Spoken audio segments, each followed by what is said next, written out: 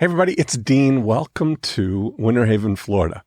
And today it's a really interesting time here. I'm going to do something that I haven't done before. I thought this morning what I'd really love to do is we'll call it a 50-minute marketing sprint with you. We've got some time right now, so curl up, get yourself a cup of coffee, and let's go through a process of exactly what I would do if I were coming in and taking over the marketing department of your business. Let's think about it. We talk about here this idea of the before unit, the during unit, and the after unit of your business. And let's focus this morning on the before unit, the part of your business that finds people who want to do what it is you do and delivers them to the during unit, where you can help them. And so this is the thought process that I would go through if I were coming into your business right now and going to take over the marketing. It starts for me, whenever I'm thinking about this process here, I want to begin with the end in mind. And for me, what that means is let's establish the market here. Let's establish, if we're going to do some marketing, it's going to be around what is the market. And I love how Ray Dalio talks about the market of something is really just a way of talking about the aggregate number of times two individuals, exchange money for goods and services. So we've got to start with the good or the service that we're going to offer. So I always love to think about this as like fresh snow.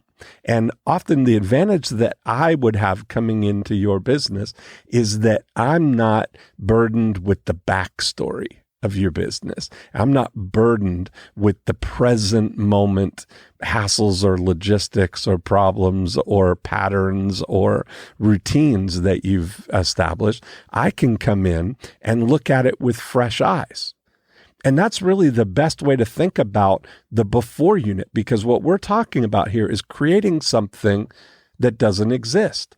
You may be thinking through the logistics goggles, we call it, of your business, that thinks about the way you've always done things, or the way you do things, or the people that you traditionally have worked with, or the people that you tend to gravitate to you. When we're coming in to look at creating a brand new before unit for you, we're starting from scratch. We can get whoever we want to come to your business. So I always love to separate you from that and start to say, okay, what would be the best thing that you could do? And great clarifying question for that. And it sometimes terrifies people at first, but I ask people, what would you do if you only got paid if your client gets a result? And it's a terrifying question, because most people don't like to think about, I don't know what to say about that. I don't know how to frame my thinking around that. What do you mean? People aren't going to pay us until we get a result? I can't be responsible for what they do. And people backpedal a little bit. And I'm saying, let's just think that way hypothetically. It's just you and me.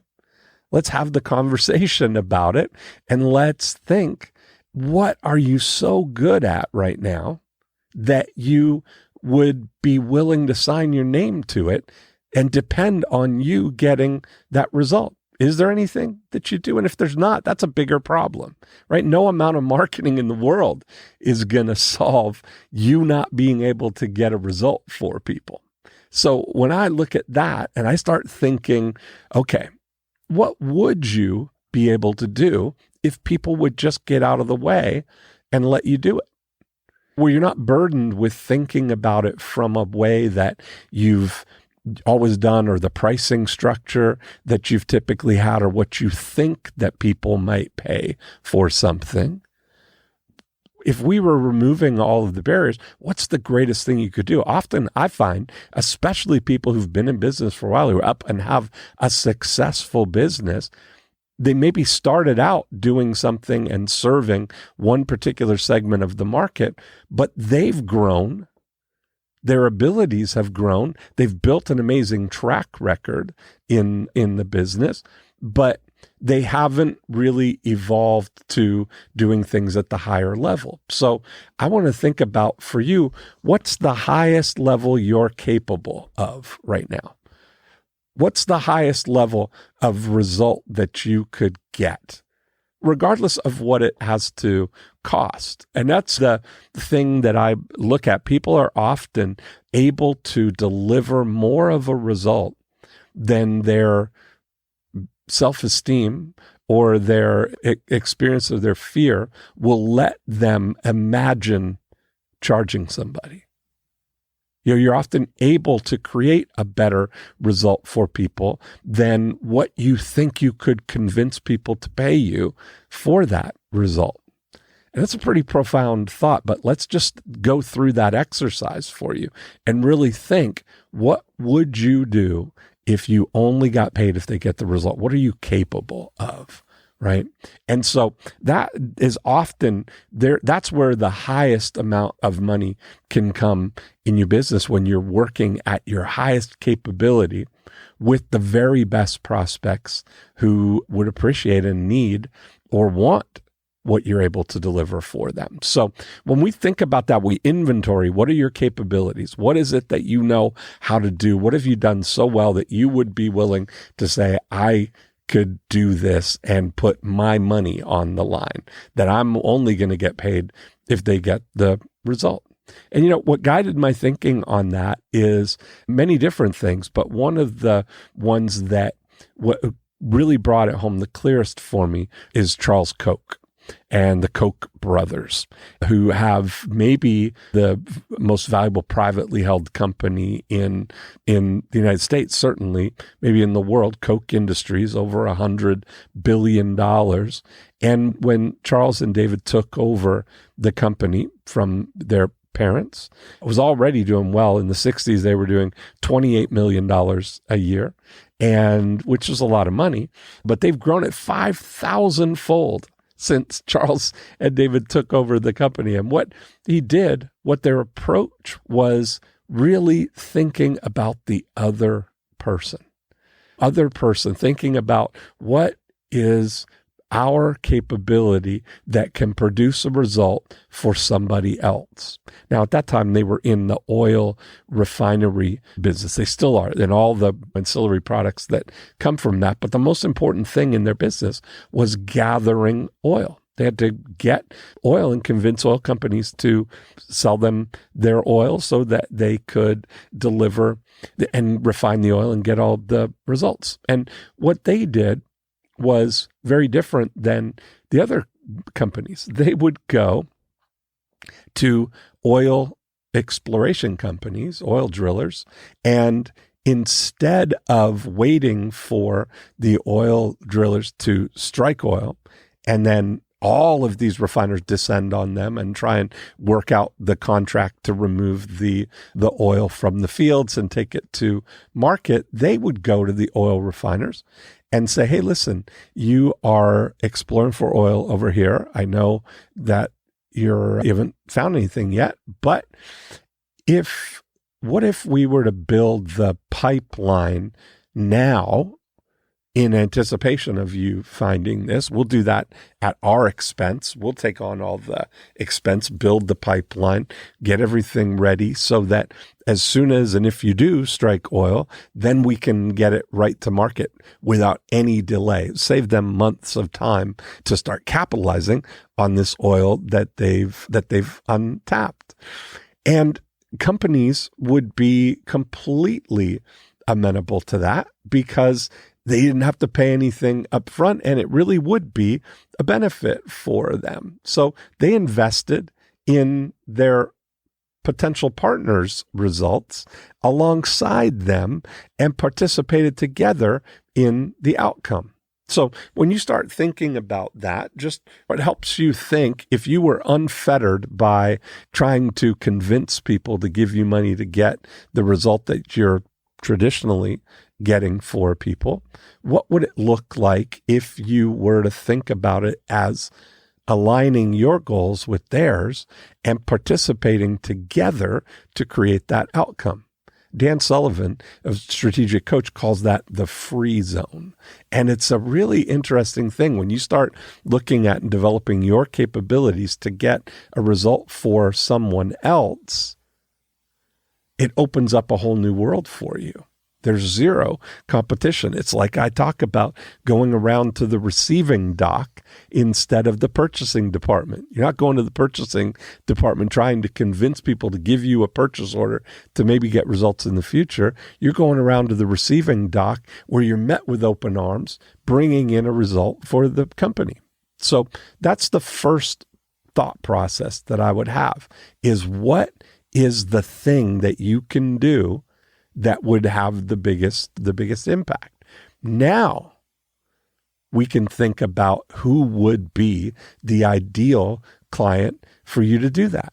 A lot of times we want to select who is your ideal prospect. What would be the characteristics of the person that you're working with? And when you start looking at your ability to price and build your service offer or your good or service around what your capabilities are, and then find who would be the ideal market for that. Both of those things have to be true.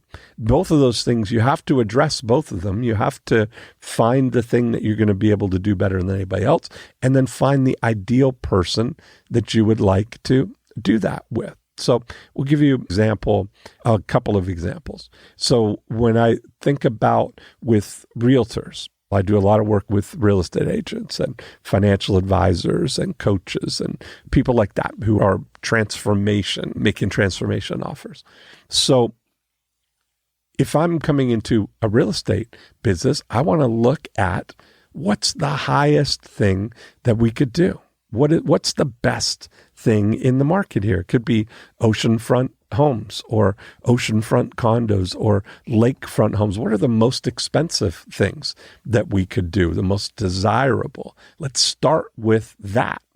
Because if you're going to do the work, it's the same kind of mechanics of finding somebody who wants to buy a home, helping them go through the process of looking at homes, exploring, finding the one that they want. Then we've got to negotiate an offer. Then you got to get the offer from contract to closing. Those are the mechanics of what's happening. And it's really the same mechanics, whether you're selling somebody or helping them buy a $200,000 condo or a $2 million oceanfront home or condo or a lakefront home, whatever it is. Let's start at the highest end. Let's start with what there's a market for. And because, again, remember, we're doing the selecting. We're not waiting for people to select us.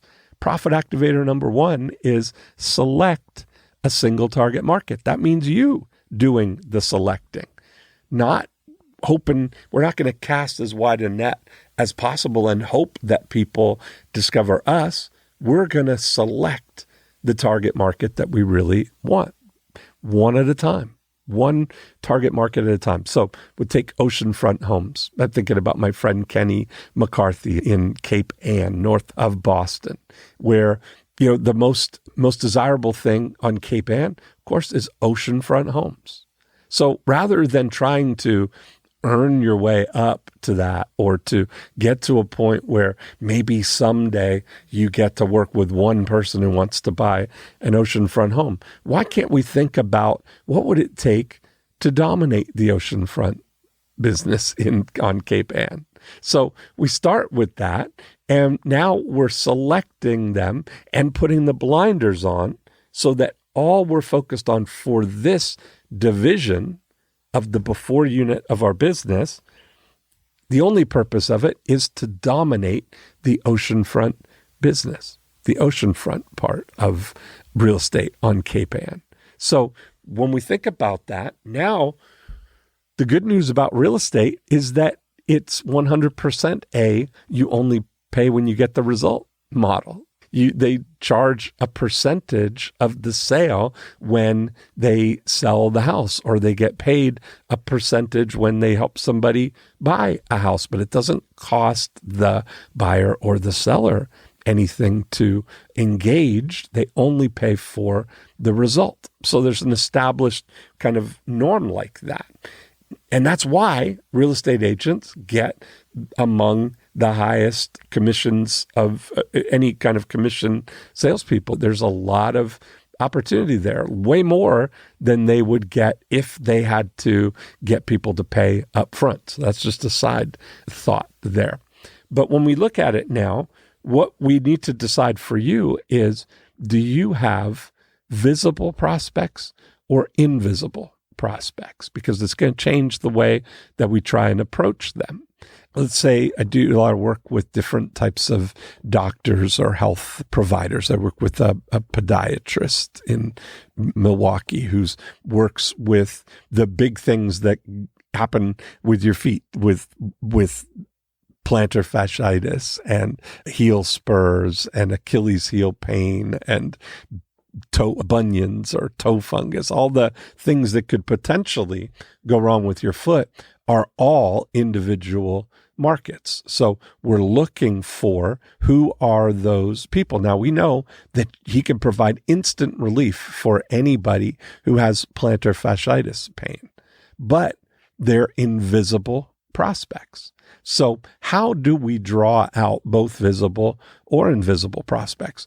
One of the best things, and this is what Profit Activator number 2 is all about, is that we're just trying to compel people to raise their hand. Compel our best prospects to raise their hand. Now, the best way that I know of to get somebody to raise their hand is to offer them a book or information, something that is just 100% focused only on getting them to raise their hand. And I call this the difference between compelling and convincing. And a lot of times what people are doing when they think about approaching a new market like this, they're trying to convince people in their ad that they need to buy this thing or to take this action. They're trying to compel or convince people to think a new thought. And now here's the best place that is the easiest to access, the easiest thing to test your ideas on is Facebook marketing for invisible prospects. If you can't point to them, like in real estate, the good news is oceanfront home owners are visible prospects. You can point right to them and you can send postcards or direct mail or email right directly to them individually, one person at a time. You've got addressable media opportunities there. For invisible prospects, meaning people that you don't know specifically who woke up this morning with plantar fasciitis pain, or who woke up this morning thinking about, I'd love to find an oceanfront home. See, so for the realtor, oceanfront sellers are visible prospects. Oceanfront buyers are invisible prospects.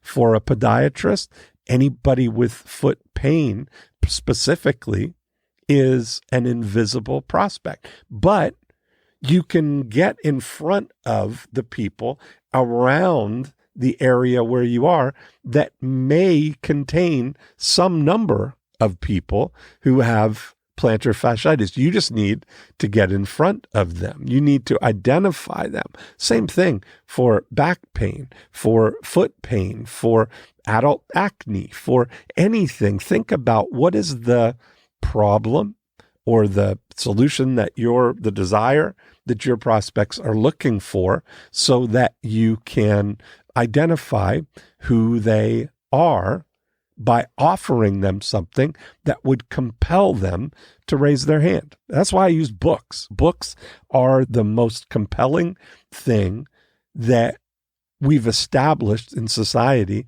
as valuable. Books are revered in our society. We have huge government-owned buildings dedicated to housing books and all of the information that's available for people. And since the Gutenberg press, we've been writing stuff down and cataloging it all, having it in buildings that we all go and we gather in hushed tones to be in the presence of books where we revere it. Authors of books are revered as authorities. That's where author comes from. They're geared as someone who's above other people. They've done something. They've compiled information. So we respect people who are authors. All these things are working in our favor without us having to do anything. These are just things that are societally there. So we're going to tap into that desire that when we're looking for new information,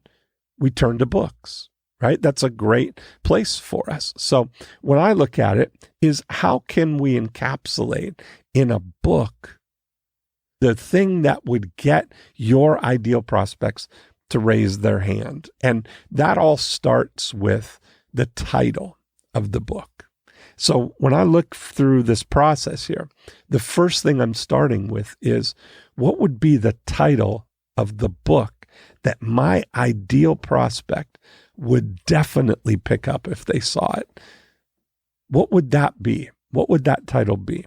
And we've been helping 1,000+ people write and publish books over the last several years that we've developed some real formulas around this.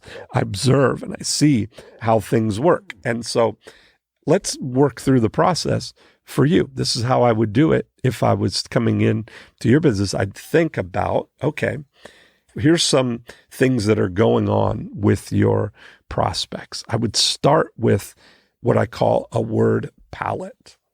And the word palette is really just taking some time, sitting down and brainstorming. I use my remarkable tablet here, or you could use a piece of paper. You can use your journal, whatever it is. I sit down.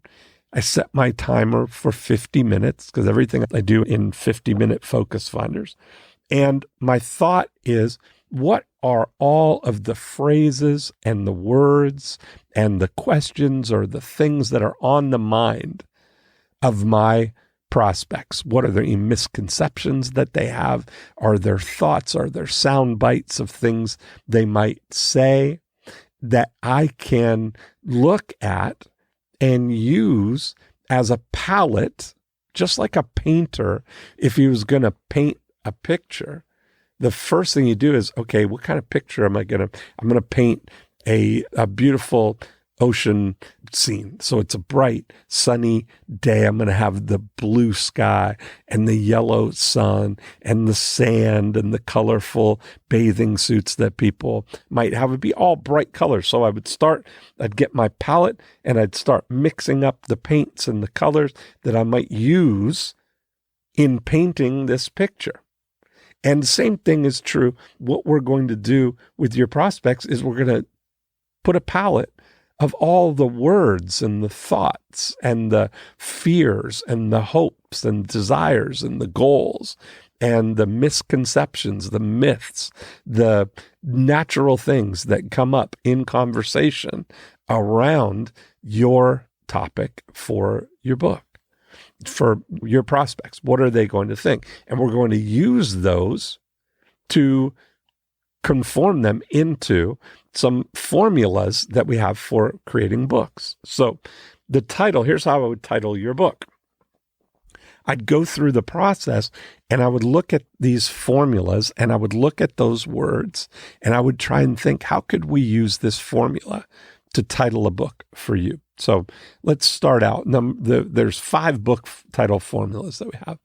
And the first one is what I call name it and claim it. And those are book titles that if you just see the words on the cover, you're going to say, I want that. That's what I want. And so we're trying to tap into the conversation that's already going on in your prospect's mind. So here's a couple of examples of great books that use that title formula. The 4-Hour Work Week is one of those. The 4-Hour Work Week is a great book title because you could see that and say, oh, I want that, especially if you're really busy running around doing 60-hour weeks or 70-hour weeks and you see a book title called The 4-Hour Work Week. You're immediately stopped in your tracks and you say, oh, I want that. Another one is Financial Peace. Dave Ramsey, I think there's probably never been two better combination of just two words that convey so much. That if somebody's in stress, they're in debt, they're concerned about money, they're worried about it, it's keeping them up at night. They hate that knot in their stomach that they have all the time. And they see a book called Financial Peace. They recognize immediately, that's exactly what I want. I want that. And it almost feels, if you just take the book and hold it to your chest, that it's going to lower your blood pressure. You're going to get a sense of calm, not even having read the book. You just get the book and hold it in your hands because you recognize immediately that is something that I want. I mentioned the plantar fasciitis. So what would somebody want if they say they want that? So we offer a book called The Plantar Fasciitis Solution. I do the same thing with Luba for one of the things that she helps people do with all of her facial device is helping people with adult acne. So we did a book called The Adult Acne Solution.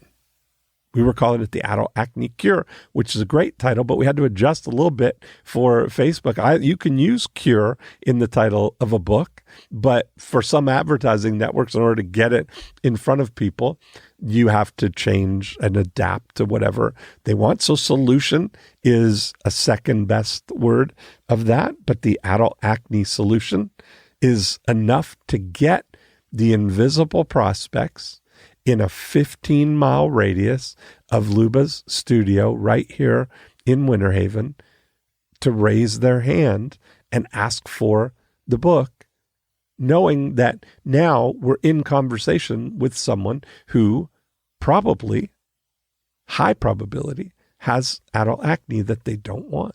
Same thing with the plantar fasciitis solution. So when you start thinking to yourself, what would be the thing? What would make people say, I want that? And I would go through that process with you and we'd come up with the best title for it. If it could be I want that title. Then the second format is what I call Just Do It titles. That's a great title, by the way, on its own, Just Do It. But here's some books that fit in that category is Think and Grow Rich. Very popular. That's been a perennial bestseller for so many years that you can't argue with it. It says right on the cover, that's what we want. I want to do that.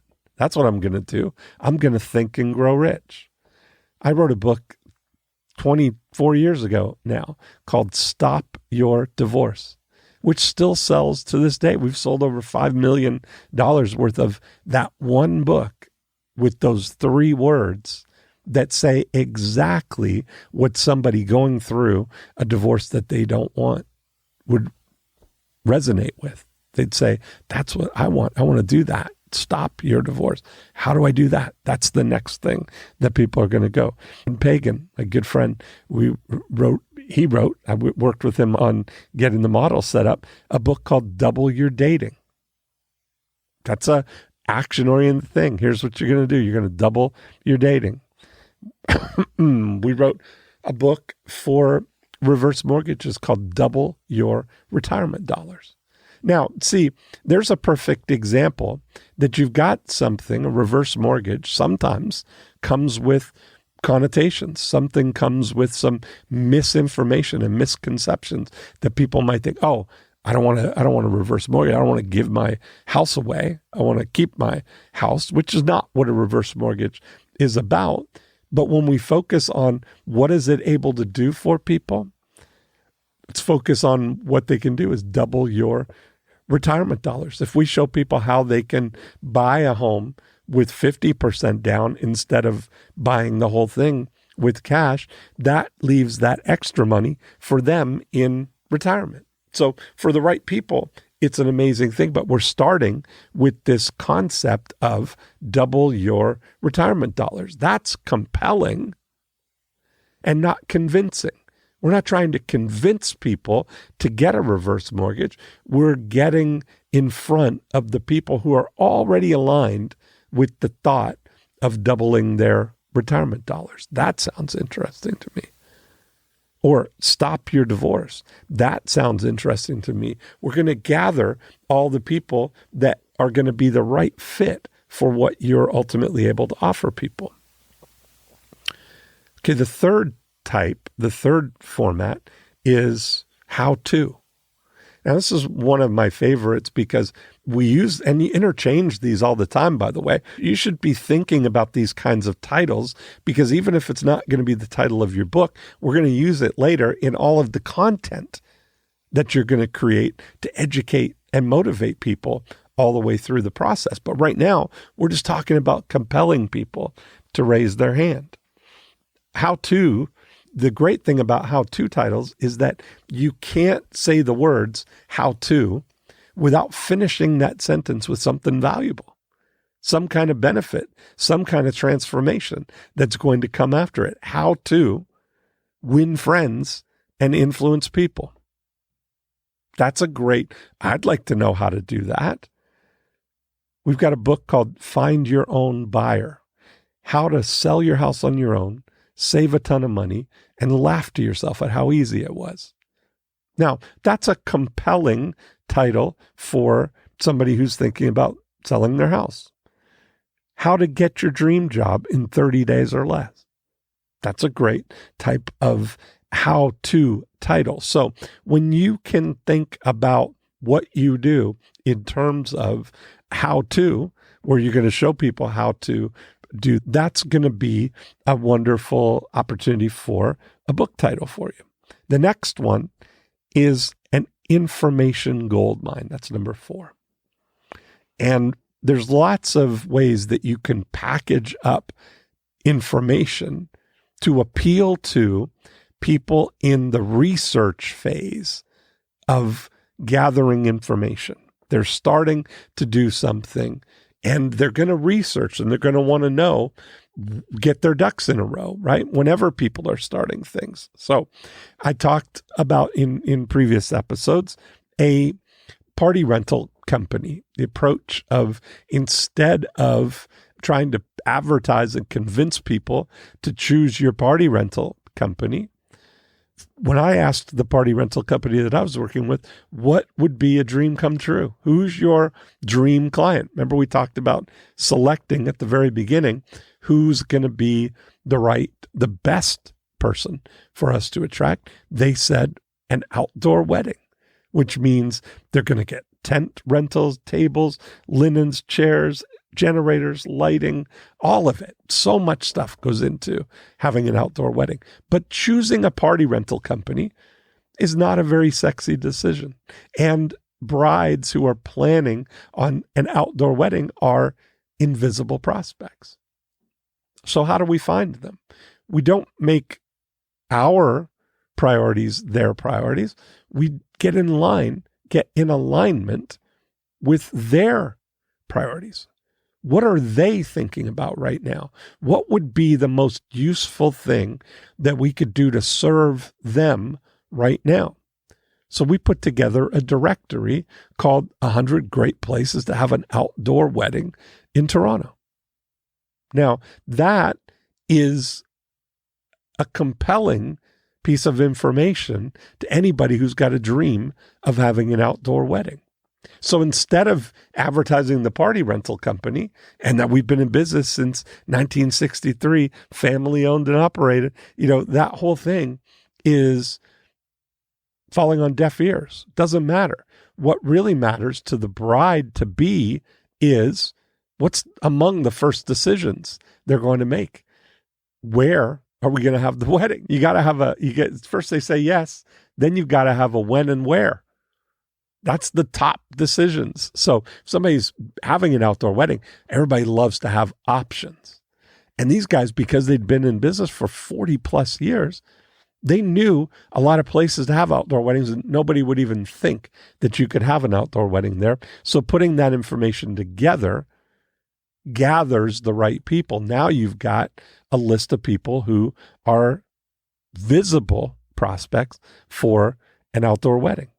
We did the same thing with a hockey scholarship directory.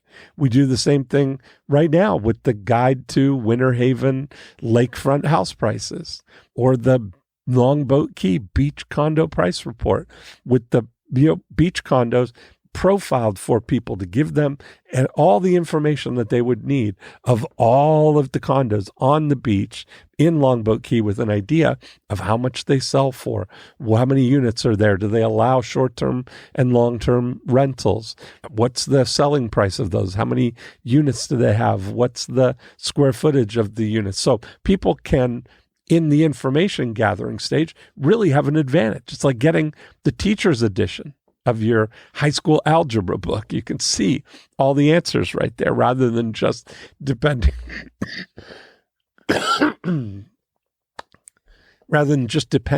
on what is available on the market right now. And this way, you as a realtor don't have to have beachfront condos or oceanfront homes or lakefront condos, because you are gathering the information that's going to identify those buyers without you having to have a listing to do it. And the same thing, if you're a party rental company, you don't have to have an outdoor wedding venue in order to do it. You're just thinking ahead that what has to happen before people ever get to where they need our services. And maybe you're in a situation like that where your service is one part of a multi-service, multi-step process that people are going through. So when you start thinking about it that way, you can think, what would be the info that the people who are going to do this, and this works on the smallest level to the top level. Worked with a company that did mainframe outsourcing for Fortune 1000 companies, big companies. These clients were high six figures into the millions of dollars in engagements for them.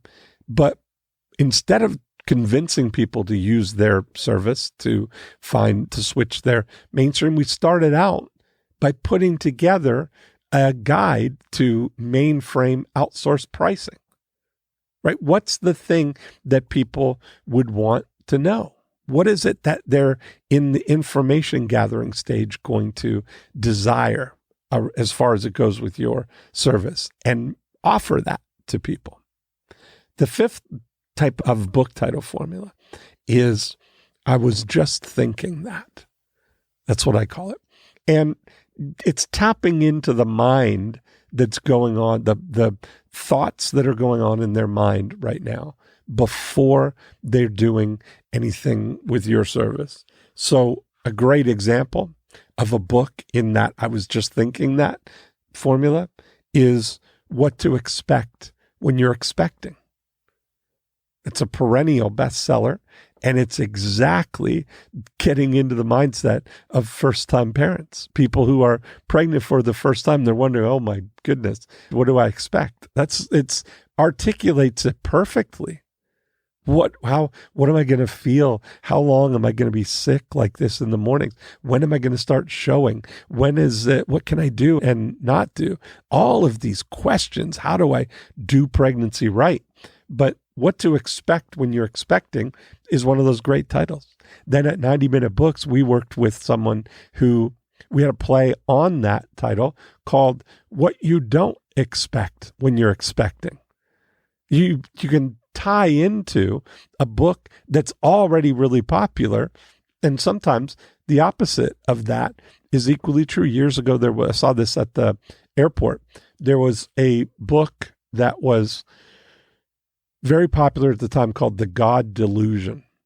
And there was a book that was written is The God Question, which was tapping into all the people. They really were using the Amazon search thing at the time, so that when somebody was searching up the God delusion.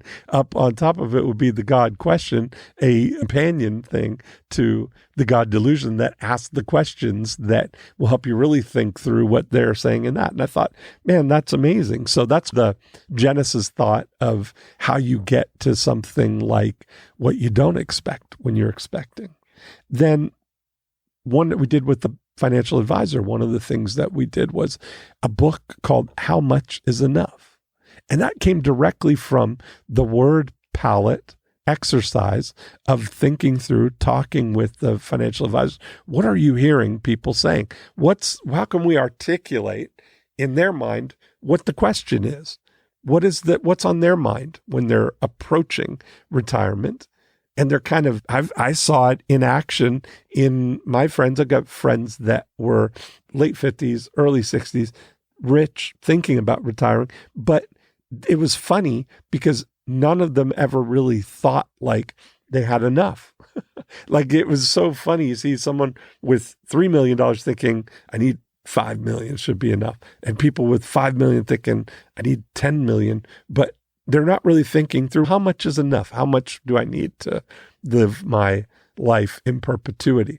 And so we did a book like that. And that's been a great thing. We created a postcard for the book, again, using this word palette formula to be able to get the raw materials that we're going to use both for the book title, but how to get the message across to people. And we did a postcard that said, free book reveals 3 avoidable surprises that derail even the most cautious retirement plans.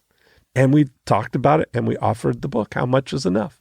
And that was a big win. It was a great responsive book that using that formula can work for you. So that's what I would be doing with your business. Now, once you've got that, the purpose of it is to, as I said, get people to raise their hand. So how do we do that?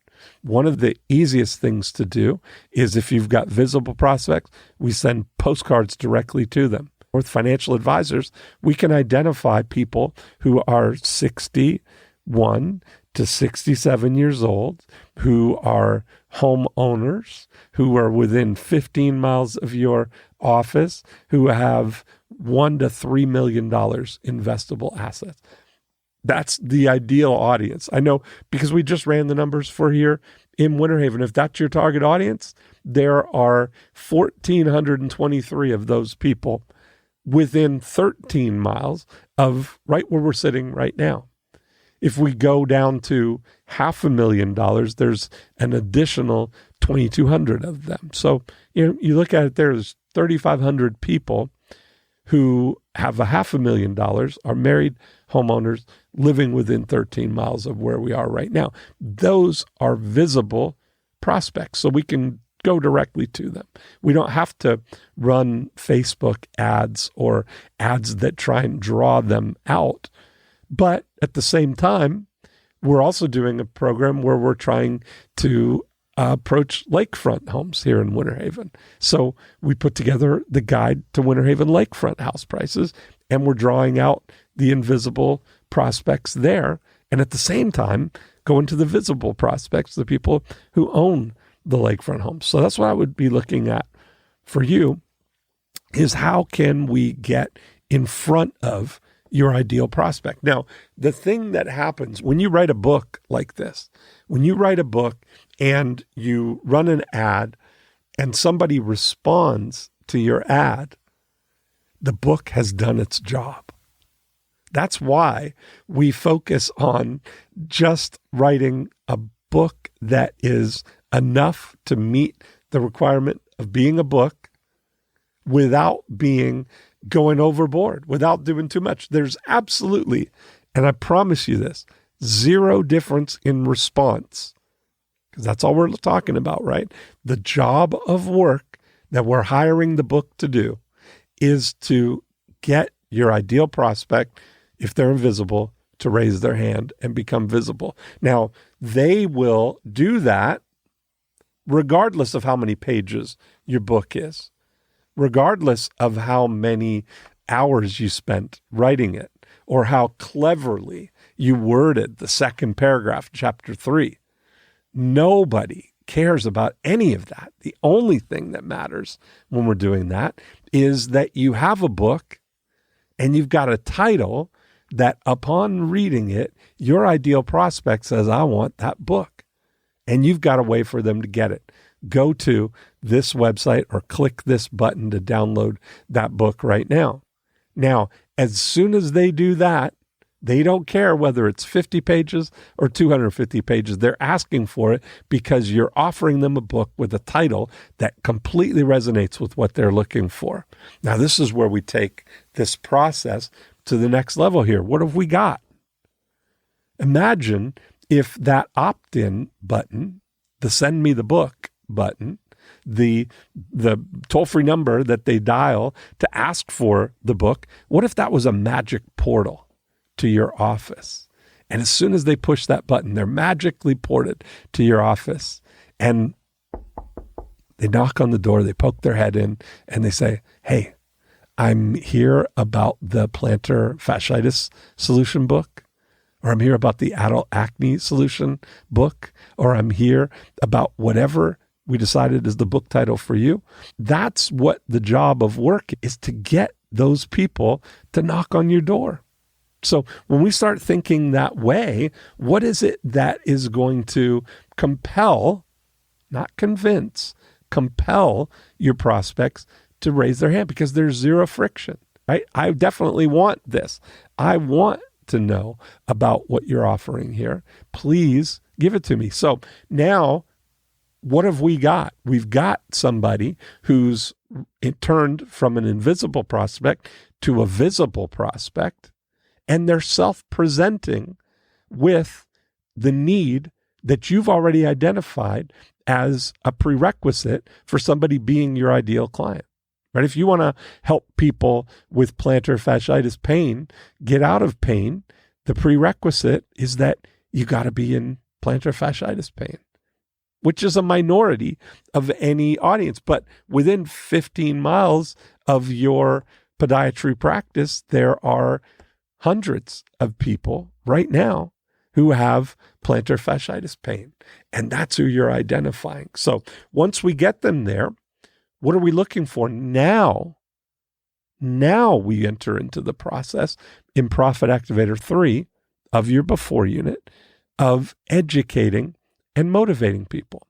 So we've got to be prepared for them to come in. Right? We've got to be prepared. We've got to know, and we engineer the process in advance, that when these people knock on the door, how are we going to greet them?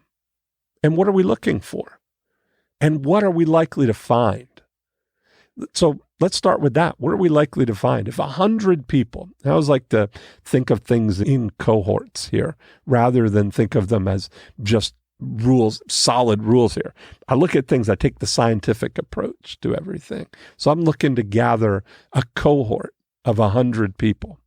And let's say that we get 100 people to ask for your book, and we've spent $5 each for them to do it. So we've made a $500 investment. And that's the way I think about it, is we've made a capital investment, not an expense, a capital investment of $500 to buy an asset of a bundle of 100 people who have self-identified as someone with plantar fasciitis pain, or someone who's looking for an oceanfront home or a lakefront home, or someone who's got adult acne, or whatever it is that we've identified as what you're looking for there. We've got 100 of them for $500. Now, what is that worth? If we're thinking about it as an asset, what do we know about them already? We know that from years and years of lead conversion study and everything that I've done experimenting, we know that our rules of thumb on this are that just over half of the people who inquire about anything are going to do something about what they've inquired about within the next 2 years. So I take it at 50% and 100 weeks. So I'm looking for what is the value, that the return value on this asset of 100 leads over 100 weeks. So we've spent $500. We've identified 100 people who knock on the door. I'm here about whatever the problem is that you've identified for them, or whatever the compelling offer is. How many of them now, what would it be worth if half of them did something about it? Now, then we're not saying that half of the people are going to do business with you, but studies have shown for years, and I've confirmed them, that half of the people are going to do something about what it is that they are asking about. I based it and have talked extensively about the study on called the Did You Buy surveys, where they would call people back over a period of time and found that they would just ask them a question. You inquired about faucets. Did you buy any faucets? And half the people over 100 weeks will have bought faucets. Now, it doesn't mean that they bought them from you or that they're in the market to buy them right now, but just the fact that if you just observe them, tag them, check up on them, that if we were just to look at it 100 weeks from now, half of the people have likely done something in the category that they raised their hand about.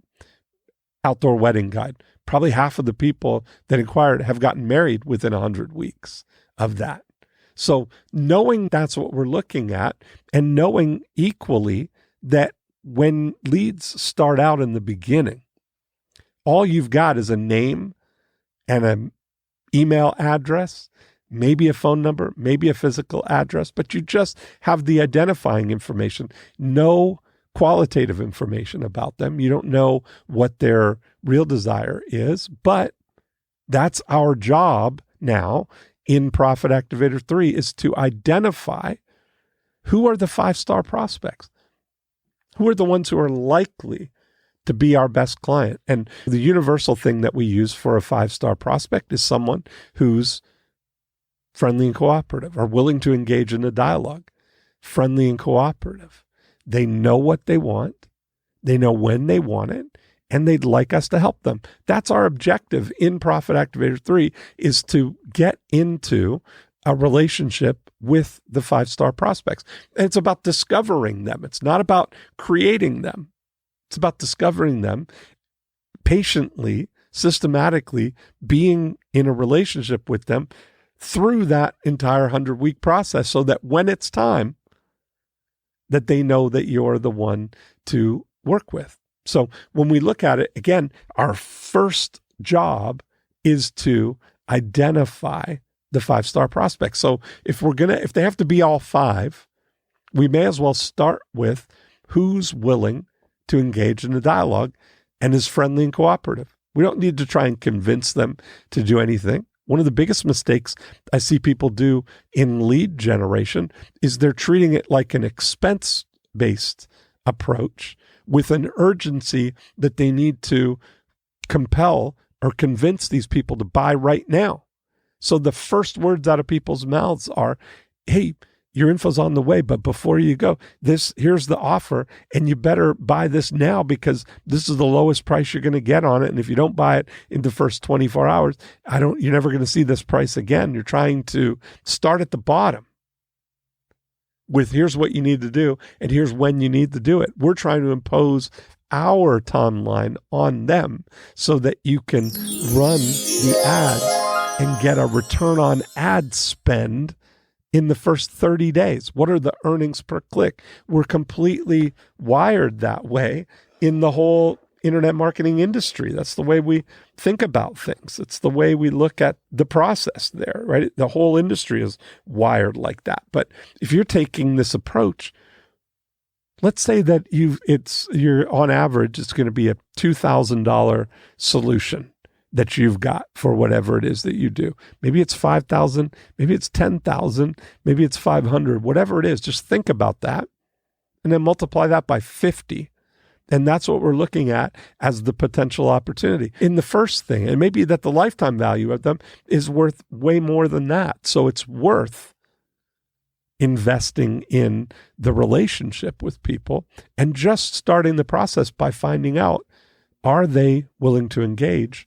And are they friendly and cooperative? So what would you say to people the first time they walk in the store? Greeting people is a big art. I use the story of Jennifer Leathers, the furniture store. All they sell are leather sofas. And when you walk in, they don't say, hey, welcome, can I help you? To which the immediate and scripted response is, no thanks, I'm just looking. But they don't say, no thanks, I'm just looking for a red leather love seat I can take home today. So how does Jennifer Leathers overcome that? Everybody that comes in, instead of saying, can I help you? They say, welcome, have you been to Jennifer Leathers before? And they say, no. And they say, welcome, let me explain how it all works. All of the sofas are available in any of the leathers on the back wall. They're all in stock, ready for immediate delivery, and they're guaranteed for life. My name's Dean. Take a look around. If you've got any questions, I'm happy to help. Now, that greeting immediately overcomes the biggest objections and the reasons why somebody might leave without buying a sofa, because they don't want to make a special order. They don't want to wait for it. They might not think that if they see a blue sofa that's available in red, and they've got 5 furniture stores on their list today, so they're just going to go to another one. So we want to think about what would be the best way for you to greet people and convey the most important things for them. What are the offers that we're going to make that are going to be the best, easiest solution for people to come experience what you've got? So when you look at it, if I think about the oceanfront homes, if somebody's asking for the oceanfront house price report and they're a homeowner, I know that the odds are that at some point in the next 2 years, they're probably going to sell their house. So what would they want to do next? Some of them, they might want to know how much their house specifically is worth. They might want to know what to do or not to do to get the house ready to sell. Or they may just want, if you have a buyer, for you to bring that buyer so that they could just sell and move. Those are 3 different motivations, but we wrap an offer around them that makes it super easy, and you've already taken the initiative for them. That's the biggest thing that we want to have for you, is that you take the initiative to anticipate what their need is going to be and make it super easy to get that result. So instead of saying, hey, if you've got any questions, please feel free to reach out to us. I always use the hospitality example. It'd be like me bringing you into my living room and saying to you, hey, I'm super happy you're here. If there's anything you want to eat or drink, there's lots of stuff in the fridge. Go ahead and help yourself. And even if I mean it, and I want you to feel comfortable to do it, odds are you won't, because that's not how we were brought up. So when I look at that and I transfer it to anticipating somebody's needs, if I went into the kitchen and I came out with a plate of freshly baked cookies and I came right up to you and I said, hey, would you like a cookie? Odds are that you would take the cookie. It would be very difficult for you not to. So when we start thinking about that, how can we bake those cookies for your business? What's the thing that's going to get people to raise their hand and say, oh yeah, I'd like that? So if you think about the oceanfront home owners and their 3 motivations, the price, the condition, or maybe just apathy or moving, if they convenience for things. So we offer them whenever you're ready, perfect time. I always use those words, whenever you're ready. Here's 3 ways we can help you. Number 1, we've got a pinpoint price analysis. Show you exactly what your home would sell for in today's market compared to all the other homes that are on the market. Number 2, we've got a room-by-room review booklet and checklist that takes you all the way from the curb to the closets, tells you what to do and not to do to get the most money when you sell your house. Or we may be able to sell your house in as little as 24 hours without even putting it on the market, in our silent market. And we offer to just reply to this email and put any of those 3 things in the subject line, or click here for any of those. And when somebody raises their hand for them, we're ending up in the same place. We're going to be in the kitchen with them talking about selling their house. Or you're going to have a podiatry patient in your office to get instant relief in 10 minutes. Or you're going to have somebody with adult acne coming to your studio for a free treatment to see how you could eliminate the adult acne from your life. So that's as simple and profound as it is. That's the formula. And that's what I've been spending the majority of the last 30 years focused on, is developing and really refining that system to go into any business and overlay that profit activator model on your before unit and help create a systematic way to get all the prospects that you need to grow your business. So that's been our 50 minutes here. And I think that was a pretty good articulation for you of the way that I would think about your business with that. So whenever you're ready, if you want to continue this conversation, one of the best things is be a guest on the podcast here. Be a guest on More Cheese, Less Whiskers. Just go to morecheeselesswhiskers.com and click on the Be a Guest button. And that will bring you to a place where you can tell me a little bit about your business. And maybe we can come on and brainstorm and talk about your business forever, whatever it is. You want to try our Profit Activator scorecard. We've got a scorecard online where you can go through all 8 of the profit activators and see where the 8 profit activators are growing or slowing your business right now. So that's some way that you can get some insight into your business. And if you want to work with me one-on-one to work on your business, I'm happy to do that too. Just send me an email at deanjackson.com and just put one-on-one in the subject line. And let's talk. Let's go from there. That's it for this week. Have a great week, and I'll talk to you next time.